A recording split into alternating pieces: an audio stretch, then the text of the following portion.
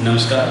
आज बीए प्रथम वर्ष इतिहास विषय पे हमारा जो टॉपिक है उस टॉपिक पर है पाठ्यक्रम यानी सिलेबस, प्रश्न पत्र और तीसरी चीज़ है अंक विभाजन। इन तीनों पर चर्चा करेंगे। इतिहास विषय जो बीए प्रथम वर्ष में है उस इतिहास विषय में अगर देखा जाए तो पूरा का जो पूरा पेपर है वो प्रश्न पत्र पूरा सैद्धांतिक रहेगा यानी थ्योरी पर आधारित पेपर रहेगा। ये प्रायोगिक विषय यानी प्रैक्टिकल विषय नहीं है। अब चूँकि प्रैक्टिकल सब्जेक्ट नहीं है तो इनका जो अंक विभाजन है यानी जो मार्क्स डिवाइडेड हो रहे हैं वो किस आधार पे होंगे, किस आधार पे इसका सिलेबस दिया हुआ है यानी पाठ्यक्रम दिया हुआ है और किस आधार पे इसका प्रश्न पत्र बनेगा। अगर इस आधार पे देखा जाए तो इतिहास में सबसे पहले देखा जाए तो हिस्ट्री के 2 पेपर होंगे, फर्स्ट एंड सेकेंड, यानी इतिहास के 2 प्रश्न पत्र होंगे, प्रथम प्रश्न पत्र और द्वितीय प्रश्न पत्र। जो हिस्ट्री फर्स्ट का पेपर है वो है भारत का इतिहास।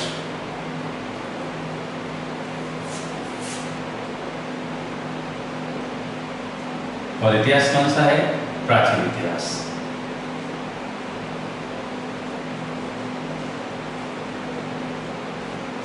यानी फर्स्ट पेपर जो है वो इंडियन हिस्ट्री का है और एंशिएंट हिस्ट्री उसका पेपर का नाम है। अब जो सेकेंड पेपर है वो सिविलाइजेशंस एंड कल्चर पर है, यानी कि भारत का ही है तो भारतीय सभ्यता एवं संस्कृति, यानी सिविलाइजेशंस एंड कल्चर, इस पर आधारित अपना दूसरा पेपर होगा। अब ये जो दोनों पेपर है उसका अगर अंक विभाजन देखें तो प्रश्न पत्र भी 100 अंक का है, यानी कितने मार्क्स का होगा? 100 नंबर का।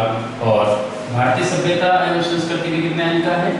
100 अंक का। अगर ये प्रायोगिक विषय होता तो जितने प्रायोगिक विषय के नंबर होते वो इसमें से कट हो जाते, लेकिन ये प्रायोगिक विषय के नहीं है इसलिए उनका पूरा का पूरा पेपर थ्योरी पर आधारित है, यानी ये सैद्धांतिक विषय है। अब इसमें 100 नंबर का जो पेपर है वो कैसे डिवाइड होगा? अब जो ये पाठ्यक्रम है, ये पाठ्यक्रम मैंने वैसे आपको पहले बता रखा है, मेरा एक पहले भी वीडियो अपलोड हो चुका है, उस पर मैंने पूरा पाठ्यक्रम बताया कि भाई क्या है। लेकिन मुख्य बात मैं यहाँ पर वापिस एक बार पूरी चर्चा करूँगा आपके सामने कि पाठ्यक्रम है वो प्रत्येक पेपर यूनिट वाइज बंटा हुआ है और 1 से लेकर 5 तक यूनिट है। फर्स्ट पेपर में भी यही होगा, पेपर फर्स्ट और पेपर सेकेंड। जो सेकेंड पेपर है उसमें भी क्या होगा? यूनिट वाइज है और ये भी होगा फर्स्ट से 5 तक, यानी प्रत्येक पेपर में 5 यूनिट दी हुई है और जो 5वां यूनिट है उसका भी डिवाइड कर रखा है। देखो एक जो पेपर है वो कितने अंक का है? 100 अंक का। और चूंकि 100 अंक का पेपर है तो 100 अंक में आपके यूनिट कितनी दे रखी है? उस पूरे सिलेबस के अंतर्गत 5 यूनिट दे रखी है। तो इसका मतलब ये हुआ कि प्रत्येक जो यूनिट है,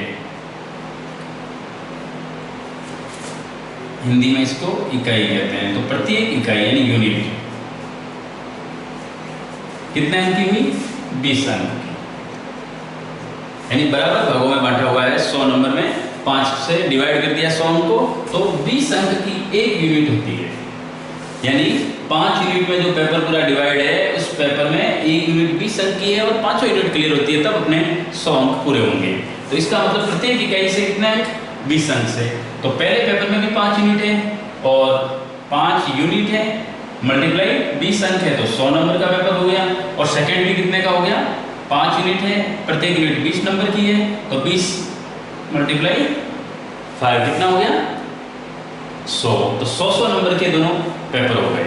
अब पहले ये तो अंक विभाजन। अब अंक विभाजन में भी अपने सबसे इंपॉर्टेंट है प्रश्न पत्र, यानी जो पेपर है वो पेपर कैसा बनेगा, पेपर में कितने नंबर के कितने सवाल पूछे जाते हैं, कौन कौन से सवाल करने अनिवार्य है और कौन से ऐसे हैं जो वैकल्पिक है, यानी जिसमें ऑप्शन आपके पास अवेलेबल रहेंगे। तो पहले प्रश्न पत्र पर चर्चा करते हैं। इसका जो प्रश्न पत्र है उस प्रश्न पत्र में ब्लॉक दे रखे हैं आपके, यानी जो पूरा प्रश्न पत्र है वो खंड वाइज होगा, ब्लॉक वाइज होगा। 3 पार्ट है, ब्लॉक का पार्ट ही समझ लो बोले, यानी पूरा पेपर कितने पार्ट में डिवाइड है? 3 पार्ट में। जो इसका पहला पार्ट है, देखो यहाँ जो भारत का इतिहास है उसका भी यही है और भारतीय सभ्यता और संस्कृति का भी यही है। मैं दोनों को साथ में बता रहा हूँ कि जो पेपर बनेगा इसका भी 100 नंबर का बनेगा और इसका भी 100 नंबर का, दोनों अलग अलग पेपर होंगे। तो जो भारत का इतिहास पढ़ो या भारतीय सभ्यता और संस्कृति पढ़ो, उसका जो अंक विभाजन है वो मैं थोड़ा बता रहा हूँ आपको। तो देखो जो ब्लॉक वाइज होगा पार्ट, उसमें ए पार्ट, बी पार्ट और सी पार्ट, यानी टोटल कितने खंड में पूरा पेपर डिवाइड होगा? 3 पार्ट में। अब जो ए भाग है, बी भाग है और सी भाग है, इनमें कितने सवाल पूछे जाएंगे और कितने नंबर के होंगे और उसकी उत्तर सीमा कितनी होगी, यानी आप कितने शब्दों में उसको उत्तर लिखना है। तो देखो जो ए पार्टीशन है, उस ए पार्टीशन में कुल 10 सवाल आएंगे आपके। कितने आएंगे?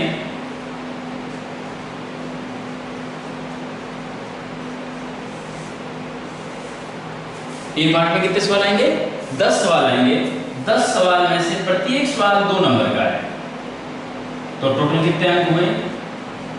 20 अंक हुए। यानी कि पार्ट ए में 10 सवाल आएंगे और प्रत्येक सवाल कितने नंबर का है? 2 नंबर का है।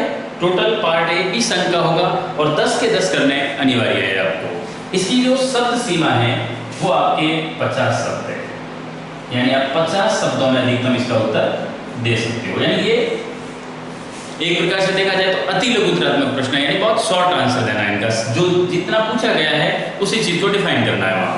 तो ये 200 नंबर क्या होंगे? 2 मार्क्स के हैं, 10 सवाल है तो 20 अंक तो ये हो गए। अब रहा बी पार्ट। बी पार्ट थोड़ा जटिल है समझने के लिए, पर इसमें भी क्या है? वैकल्पिक है। ये वैकल्पिक बी और सी है, ये वैकल्पिक है, लेकिन सी वाला इजी है, बी वाला थोड़ा सा कंफ्यूज करता है। वो क्या चीज है? देखो बी में क्या होगा? पार्ट वाइज आएंगे। अब पार्ट में क्या? यूनिट, यानी कितने यूनिट में पूरा पेपर डिवाइड था? 5 यूनिट में। अब जो 5 यूनिट है उसमें देखो first unit, second, third, fourth और फिफ्थ मान लेते हैं, 5 यूनिट हुई।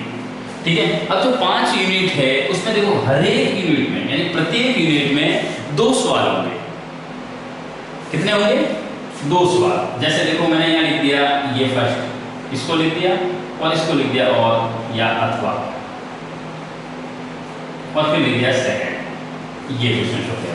तो जो पहली यूनिट में 2 सवाल आए हैं उन दोनों में से कोई एक करना है आपको, यानी प्रत्येक यूनिट से एक सवाल लेना अनिवार्य है और जो अटेंड कर रहा है वो एक सवाल उस यूनिट से रिलेटेड ही होना चाहिए, प्रत्येक यूनिट से लेना है।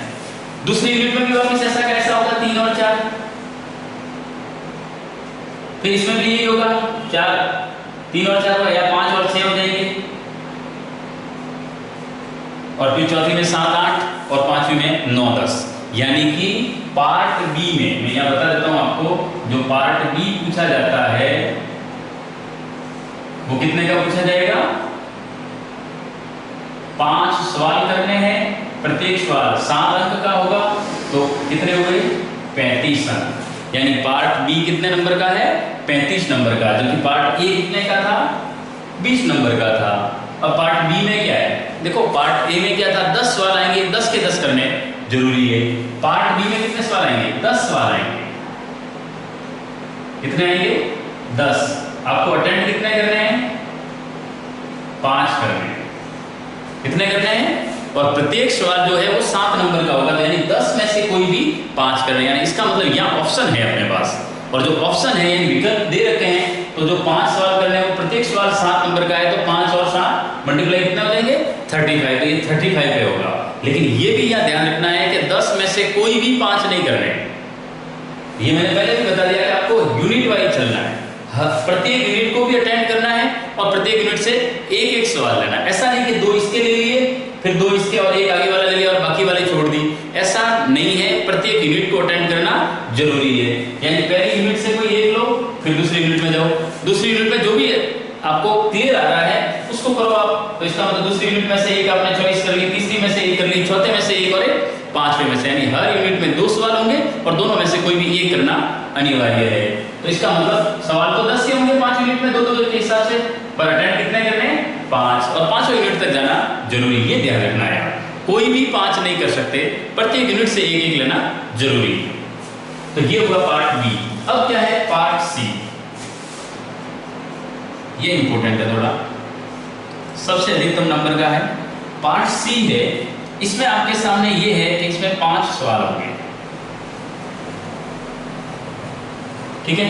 अब जो पार्ट बी है इसमें मैं आपके शब्दों की सीमा बता देता हूं। टोटल जो शब्दों की सीमा है वो 250 है। कितने हैं?